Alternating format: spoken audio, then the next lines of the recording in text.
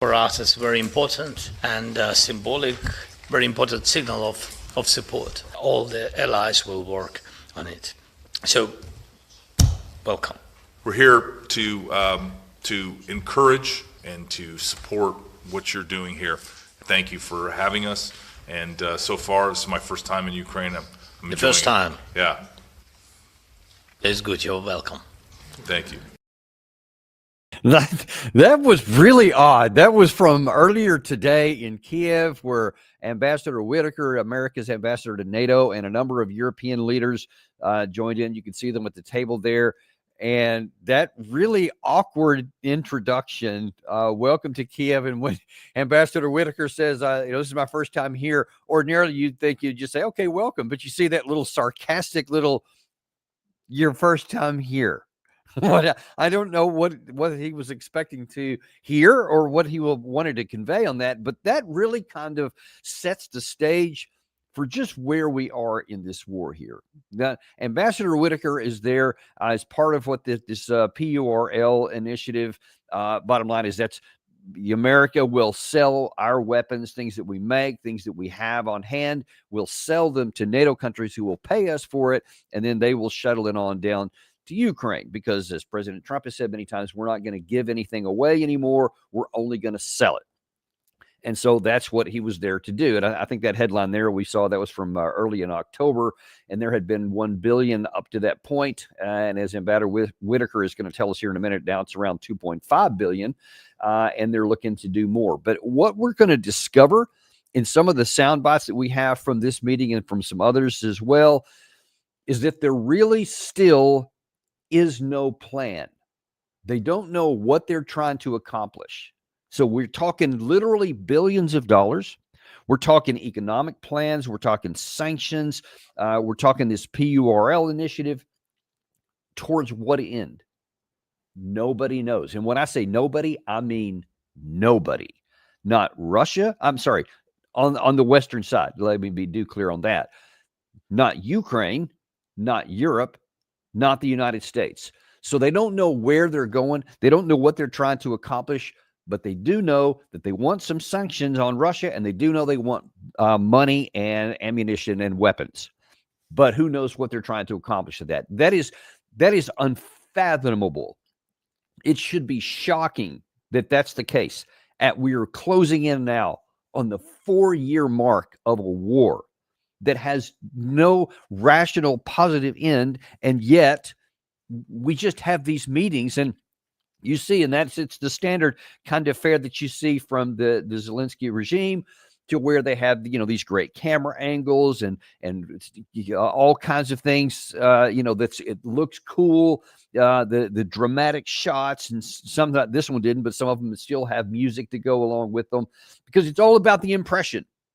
What they don't have a plan, they don't have a strategy, so they just have image, and that works. It continues to function. It continues to get money. So in that sense, it is successful. If success is being defined as keep the gravy train open, keep the pipeline open, no matter whether it can go anywhere, just keep the pipeline open, and we'll figure all that other stuff out later. That is incredible when you realize that it is the Ukrainian men, that are getting killed on a daily basis in large numbers, and that there hundreds of thousands of them are fleeing the country, especially those in the younger age group, 18 to 22. There are hundreds of thousands of others who are abandoning the fight, and there are literally millions who are terrified every day that they're going to be captured in Ukraine and thrown to the front line into a near certain death situation. That is the context that we're going to talk about today's video here. And let's look now at Ambassador Whitaker, because after that awkward introduction, then he makes this statement about what we're willing to do for Ukraine. I want to make sure it's working. I want to make sure that the war fighters are getting what they need, that the air defense, the Patriot PAC-3, PAC-2 missiles are moving as fast as possible so you can have those available to defend your critical infrastructure as we head into winter. And quite frankly, there's still more to do. We have, I think, just are validating the November and December packages that we've worked very carefully with you all and your critical needs. And it's about $2.5 billion that we're expecting to sell to our European allies, and then they'll provide that to Ukrainian warfighters. And so I think it's working, but we can always do more. You think it's working? If your objective is to keep the money train going, then yeah, I guess it's working. But I mean, he just kind of glosses over that at the beginning. Well, we want to make sure your warfighters have what they need, and for your critical infrastructure and your air defense, et cetera. So anyway, yeah, moving on over to here. Do you think that you do? Do you think that whatever you're providing here is going to provide an air shield that's going to provide the critical infrastructure? It's not going to. Look, you're talking about that we have added some small number of Patriot air defense missiles here in just the last week or so. And anyone who's paying attention, and unfortunately there's not that many people here, but fortunately you're watching the Daniel Davis Deep Dive, and we are. The air defense missiles that they're talking about are things that can help at least have a shot at interdicting Russian missiles. And some number of those come through every day, every other day, et cetera. They are worthless and useless on the bigger issue, which is the strategic drones, the Garans, the Garan 2s, and some of the other long-range drones that the Russians have come in. Those require different kinds of weapons to knock down. If you try to use the Patriot air defense missiles, they can work, but you're talking a multi-million-dollar missile for a $20,000 or $30,000 drone, or even a decoy, which may be $7,000 or $8,000, may not even be that much at all. You have no idea. So you can't use them on that, because you would literally use all that you have up in 3 or 4 days. Because Russia very often will send in several hundred of those things, sometimes 500 and 600, on a couple of occasions, even into the 800s. So that's not something you can do, because then it would be a complete waste of assets. And then with the hypersonics and the Kinzhals and all these other types of missiles that the Russians have, you won't have anything to knock them down. And as it is, you're only going to have a small number. So even with the missiles themselves, just keep it at that, which fly all over the country on a routine basis, you're only taking out a small portion of them. Because as it turns out, even the PAC-3 missiles are not as effective as we're led to believe. So the answer is no, you're not going to protect a critical infrastructure. Russia is going to continue to attack it. They're going to continue to hit it because they have the numbers, and it's a numbers game. Whatever you have in air defense, all the different things, not just the Iris-T and SAM-T and several of these other kinds, in addition to the Patriot, machine guns mounted on the back of trucks. I mean, anything that Ukraine can do. They also have a lot of interceptor drones, which are trying to knock out the drones with drones. So Ukraine has a lot of that. It's just all together, it's inefficient because Russia has more. That no matter what you have to knock them down, Russia can saturate it with more, and they're always getting through. So we have that on the first case. So you're not successful at the providing ammunition. It's great for the companies, and especially all those happy faces we always see with the defense industrial base executives. It's good for them, not so much for your country, and definitely not for a war-winning strategy, which there isn't one anyway. But it's not just on the military side, it's also on the diplomatic side, or economic side in this case. And Zelensky was very excited about thanking Ukraine for its 19th sanctions package.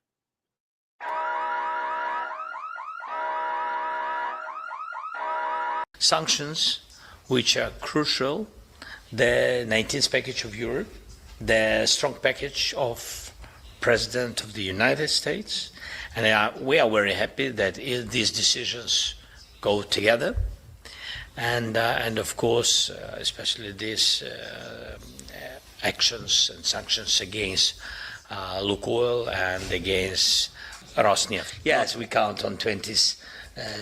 Sanctions package, future sanctions package. I just had a conversation with President of European Commission 1 hour ago, and of course I hope that all the allies will work on it. So let's take a listen to that. So he says he appreciates the 19th package, sanctions package from the European Union, which they did a week or 10 days ago. And then now this U.S. package where President Trump sanctioned two giant oil companies from Russia, the most powerful ones we've done to date. So they claimed at the time. And then now here's Zelensky saying, now we look forward to the 20th package. Let's think about this for a second, folks. I mean, when they were getting ready for the 17th package, I made the comment, what do you expect the 17th package to do that the previous 16 didn't do? It was a rhetorical question, and now the answer is clear, nothing. So they had the 17th, and then they had the 18th, and now they have the 19th, and now they're working on a 20th on top of the one that the U.S. did. So in a sense, it's like the 21st that they're working on now. Are you trying to tell me that when you did, and let's just pick that one right there, the 17th package, that there were all these things on the table that you said, well, let's don't go after any of those. Let's just go after this, and that will make some difference. Why didn't you do all these? If after you do a 21st, is there going to be a 22nd and a 20? I mean, when is this ever going to end? And towards what end? What do you think is going to be accomplished by all of this? I mean, it's self-evident that all of these round after round after round of sanctions don't change anything on the battlefield. And that's when one of my biggest beefs anyway. You're taking all these actions, whether it's this new PURL initiative, whether it's these multiple and endless, apparently, sanctions package, actions on the ground, they're never tied to anything.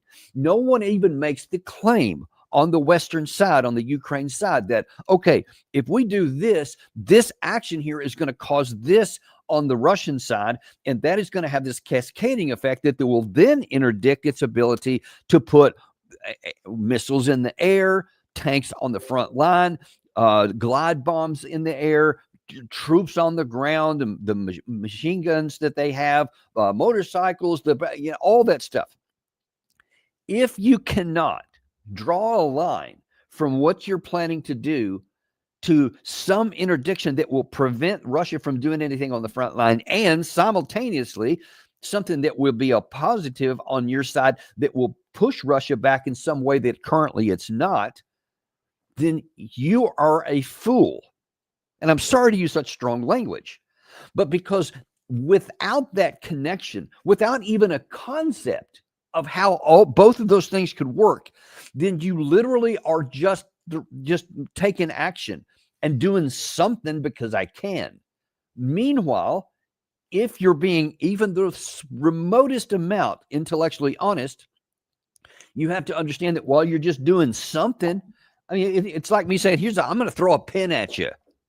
Okay, and what do you think that's going to do? If you hit somebody, it'll bounce off and might annoy him a little bit. That's about the consequences of what happens here. That's what our actions are doing to Russia. They may go, okay, kind of annoyed me a little bit, but that certainly isn't going to stop me from doing anything on the combat line. And yet, that's what passes for intellectual elite thinking in the West. There is no connection with actions to reality on the battlefield. There's not even the concept of it. It's just we can do sanctions, so we will. It's we can sell weapons, so we are. Oblivious to the fact that now large numbers of Ukraine men die on a daily basis.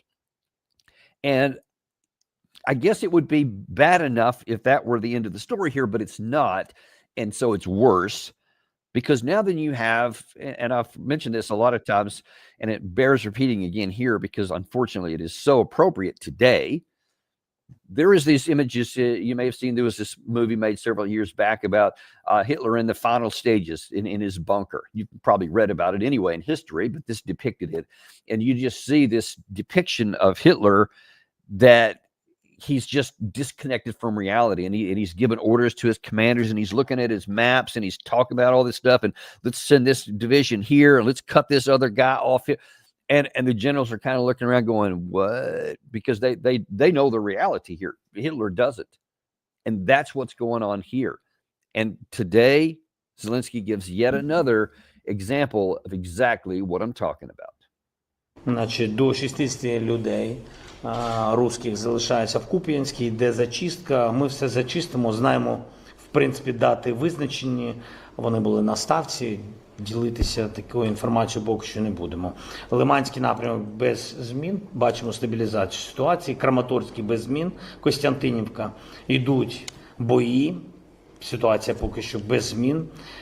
Добропілля непросто. Йде наша операція, продовжиться. Главком сказав, що десь 2,5-3 кілометри за ці вихідні вони ще зачистили, але розуміє Росія, що вона програла там ініціативу повністю, і розуміємо, що вони готують реванш. Це зрозуміло, що вони накопичують війська по перехопленням, по всім ознакам. Розуміємо, Покровськ. Ворог успіху не мав за останні дні. 26-30% від всіх бойових дій на фронті відбуваються в Покровську.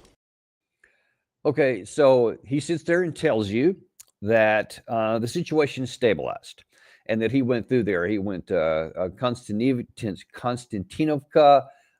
He's talked about Pokrovsk. He talked about the Liman direction, Kupiansk. Russia only has about 60 people in Kupiansk. That's no big deal. Everything is stabilized. There's no truth in any of that. He talked about Dobropila, which is not far away from the Pokrovsk area. That's the one area where they are having some tactical success on there. I'll show you that in just a second. None of the rest of it's true at all. As a matter of fact, he says that they have stabilized the situation in Pokrovsk and the Russians have made no advance. Really? So I think I showed you, I did actually a detailed yesterday. So again, let's roll in here on the Pokrovsk area. This is the situation right now. This is different from what I showed you yesterday. And you see, look, virtually all of Pokrovsk is now in the red or in the gray zone. There's only a couple of pieces left that are still in the Ukrainian control. They're fully, just literally a few streets here and a few streets here. That's it.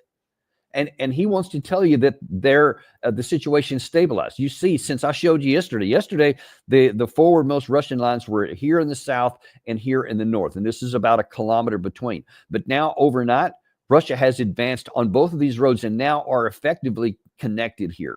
So there's literal overlap, which means all of the Ukraine troops in Mirnograd are now blocked off physically, not just with fire control, which was effective enough. Now then they're actually cut off. And this is just in the last 12 hours.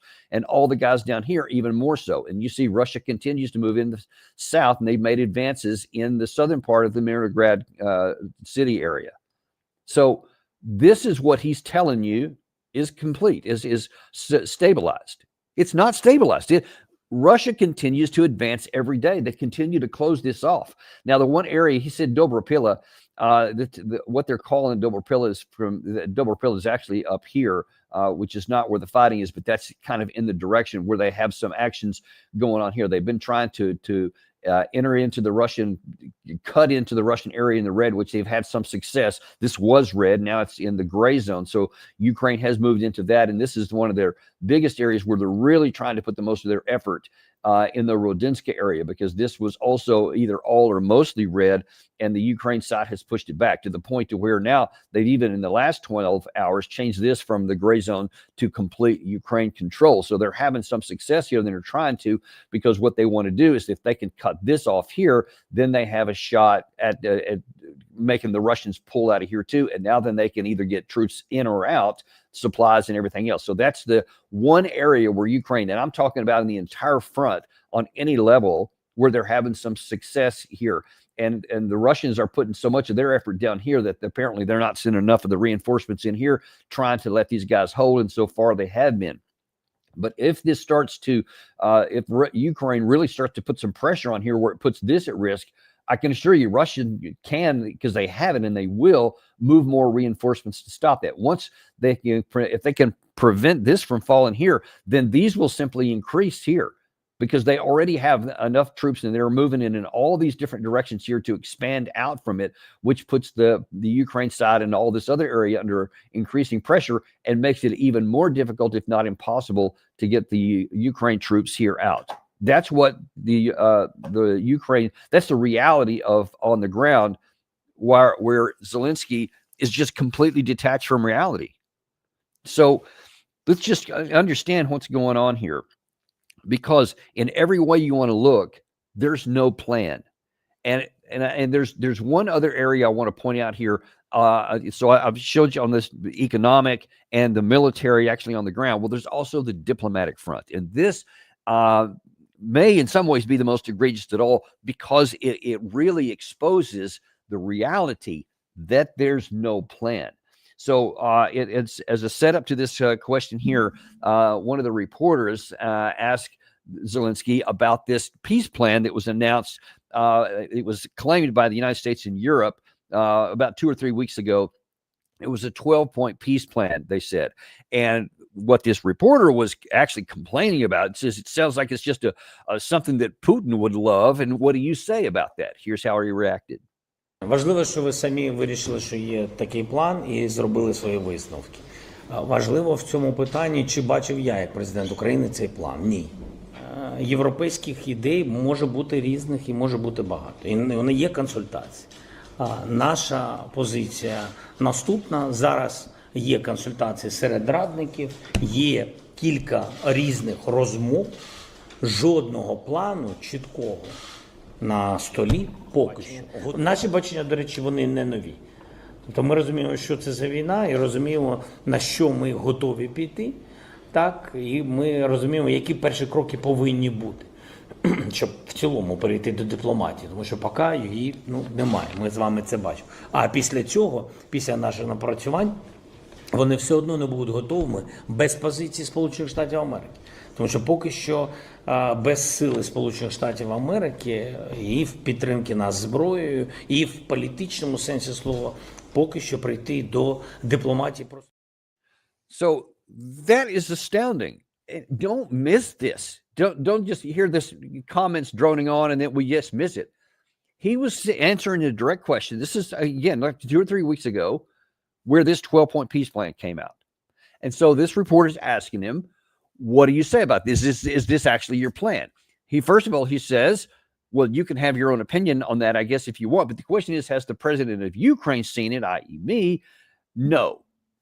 He just says flat no. Then he says in direct claim, there is no plan. There's no peace plan. And then he goes on to say, now our position is very clear. We're talking about it. He goes, ours hasn't really changed. There's a lot of different opinions, and we're talking to Europe and America and everything else. They're talking about it. And then the last thing he says is that we also understand that without the direct participation of the United States and the agreement, then there's also no plan there either. And as you certainly should know well by now, and is kind of indirectly exemplified by Ambassador Whitaker in that those first couple of comments here, we don't have a plan either. The only plan we have is that, and what Ambassador Whitaker was talking about, this the PURL plan, where we're going to just sell a bunch of weapons and ammunition to Ukraine that the Europeans will pay for and that they'll be able to get. What Ambassador Whitaker didn't say there, but President Trump did just a few days ago, I think 2 days ago to be specific, when asked about this on 60 Minutes on Sunday. He's like, well, sometimes you just got to fight it out. He said also on Air Force One, I think we showed you that on Monday. He goes, sometimes you just got to fight it out. What does that even mean? You've got to fight it out. Towards what end? Ukraine can't fight it out and win. They will lose. They are losing. I just showed you there graphically on the map. If you watch with us, we've been tracking this really a lot here in recent days because there's been a lot of movement. It's no longer moving these small, little bits that it had been. It's moving pretty rapidly now to the point to where nearly all of the city of Pokrovsk is now lost. And there's now been a nominal connection between the northern and the southern groupings of the Russians. And so that some large number of Ukraine troops are now physically surrounded and they're already under fire control on all sides now around that. I could have gone the same thing on Kupiansk. It's a very similar situation there where the 2 points are now closer than they were. They're not yet connected on that time, but they do have it under fire control and all the troops inside that pocket. And then all the other places where in Seversk, especially, they're on Konstantinivka, the Russians are in the cities themselves. Everywhere you want to look, this is the case. And yet, this claim that no, everything's fine. We have this plan, and we don't even have a plan. Are we helping them with a PURL in order to prevent Russia from winning? Or is it to somehow help Ukraine to win? Are these sanctions supposed to cause something here? I mean, what is the objective? What is it you're trying to accomplish with all of that? We don't have an answer. Europe doesn't have an answer. They hadn't a suggestion. In fact, Gary, if you could put that 12-point peace plan, this is actually what they're talking about here. They want a ceasefire to begin 24 hours after they accept the plan, freezing of the current front lines. Monitoring begins under the leadership of the U.S. Ukraine and Russia agree on a non-aggression pact, and so forth and so on. You don't even hardly have to get into the rest of those, because Russia is not going to agree to a ceasefire without any details on that. Because while we don't have a plan, we don't know how we're going to get there. The Russians do. Here is the Russian ambassador to the UK, who was answering that very first question about whether they would be willing to have a ceasefire. We need an overall agreement which will resolve problems once and forever. Security problems in Europe, guarantees, security guarantees for Ukraine, for Russia, absolutely, for everybody over there. For this, we need a good preparation meetings, a lot of meetings perhaps. So far, we do not see neither that there is a plan in Ukraine or European allies here or in London that they do have a prepared plan, like in Gaza, for instance, which was around 20 points prepared plan before a summit meeting. But that was a ceasefire. And often you need a ceasefire first and then talk about the substantive issues. Why won't Russia do that? Very simple. We have a long history of negotiations with Ukraine. And we know that simple ceasefire will bring nothing to it, because Ukraine will be very stubborn, supported by the allies not to negotiate further on. And we did have such a situation in April 22.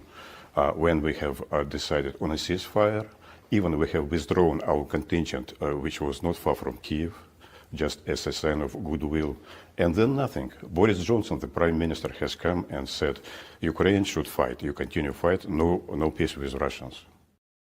So that, listen, he's just repeating things that you've heard Vladimir Putin say many times, Sergei Lavrov. The bottom line is Russia has a plan. They're saying, we will accomplish all of our objectives, which they specify: demilitarization, denazification, the territories of the 4 oblasts that they have annexed to their country, and no NATO. So independence and no military alignment whatsoever. Those are their statements. They've never said anything different. They repeat it ad nauseum. And they also say, we're not going to have a ceasefire without a deal. We'll talk and we'll work on a deal. And if we can get a deal, then we'll cease the fire. That's how they're saying they're going to do it. And the interviewer there was right as far as it goes. Sometimes you have a ceasefire and then you have a negotiation. Certainly that's true sometimes. But that happens almost every time when there is no clear advantage for either side and they both have motivation, like, say, with Israel and in Iran earlier this year, when they both agreed to stop that fighting, the so-called 12-day war. Nothing was accomplished, by the way. They just stopped. Both sides agreed to stop shooting at each other because they both had motivation too. That's not the case here. Right now, the Russians do not have motivation to, and they have, as he pointed out there, a lot of bad history with what has happened when they do have a ceasefire without a deal in place. And you can go back to the Minsk agreements. You can go back, as he did there, to their interpretation of events that happened when the Russians withdrew from the Kyiv and several other areas. And they said, then the no deal was done. And they call it goodwill. You can interpret that however you want to. But the bottom line is, from the Russian perspective, when they have tried to have a ceasefire without a deal in place in order to get one, it always blows up in their face. So now then they're saying, because we have the power, we have the wherewithal, we will not stop fighting. And you see they're living it out. They're doing exactly what they're saying on the battlefield. And so you can keep asking them all day long for this outcome, and you're going to be disappointed all day long, every day, as we would be. There's need to be clear on something here. If the roles were reversed, 100% certainty, we would never stop fighting. If we were in the position of authority, we would compel and require the other side to submit to our preferred outcome, or we would keep fighting. I mean, Our side is doing that now anyway from a position of inferiority. We're continuing to fight, even though it's counterproductive, if not outright suicidal, for the Ukraine side. So it's just beyond absurd and embarrassing to actually send all of these otherwise and allegedly intelligent people to go on television and to have these interviews and stuff where we're asking the Russians to do things we won't do and would never do under similar circumstances. And Russia's just going, okay, I mean, if y'all want to do that, I guess you can. I mean, they do seem pretty resigned to, they still hold open the possibility of discussions. Putin still continues to keep the door open. Sergei Lavrov keeps the door open, especially to the United States. They say they want to have a negotiated settlement on those terms, which are non-negotiable to them, but they want to have them because they know the war is going to have to end some point, and they're already looking beyond that. They want to have some nuclear reduction talks with the United States, etc. All of those things are still on the table. So the Russian side has a plan. They have a resource to accomplish their plan, and they will get it this way or they will get it that way. Unlike our side, which has no plan. We don't even have a concept and a theory for how it might end well. Just this unsubstantiated idea that, well, we want to force Russia into a negotiated settlement of our preference, even though there's no logical, rational path to how that's even theoretically possible. Other than the statement, there's no, they don't even bother to go to the difficulty of saying, well, here's how it could work. They don't even do that, which means that we are sealing our own doom to ultimate failure. And of course, we're sacrificing Ukrainian men, territory, and cities and everything else in the path on that. That is going to be our history. And when this is looked back in history, that's what's going to be our legacy. Because we, from alleged intelligent people with all kinds of resources and everything else, refuse to look at the ground as it is, refuse to consider the diplomatic realities that exist, the economic realities that exist, or the battlefield realities. We refuse carte blanche across the board, all of it. And there will be a price to pay for this. There is an end to this. It will come. And it's going to be worse for us the longer it goes and the longer we stay disconnected from reality. And the Russians appear very patient. They're not rushing this. They're not pushing it forward. They've said many times, and now the evidence seems to confirm it, they're not on a time clock. Time is not against them. Time is on their side, and they seem content if it takes a long time. And ultimately, no matter how long it takes or how quick or if there's a sudden break, it's not going to go well for our side. And I keep showing this over and over in graphic ways. It's one of the reasons we have this channel, because unfortunately you get sound bites from some of these things. And I've seen some already showing up on some of the Western media from this meeting that we talked about that happened earlier today in Kyiv, and they won't put the context in it. So people will just hear these statements and these comments, and they'll just assume things because they think that the Western leaders are intelligent and have their best interest at heart. And unfortunately, evidence now shows that is a false assumption, and it's going to go badly for everyone who continues to believe that. Well, that's all we have for you today. We will be coming back to you later this afternoon. I don't know if you've seen Dick Cheney has passed away. I have some very strong feelings on that, that it may not be what a lot of people are saying in public right now in Western media. Again, we're going to talk about some reality. I had some direct experience in my military career under the Dick Cheney regime, if you want to use that term, I guess, both in Desert Storm and in the 2003 Iraq War. We'll bring that to you about 2:30 p.m. this afternoon, and anything else that breaks, we'll continue to bring it to you. And also, we want to make sure you're aware that we are on Apple Podcasts, Spotify, Podcast Addict. Let your friends know who prefer to get their information that way. I know a lot of people do when they're going to work or they in their car. They just they want to be able to hear podcasts that way, and so we're making it available. Well, we're also available for your friends who like the written form, the Daniel Davis Deep Dive.substack.com.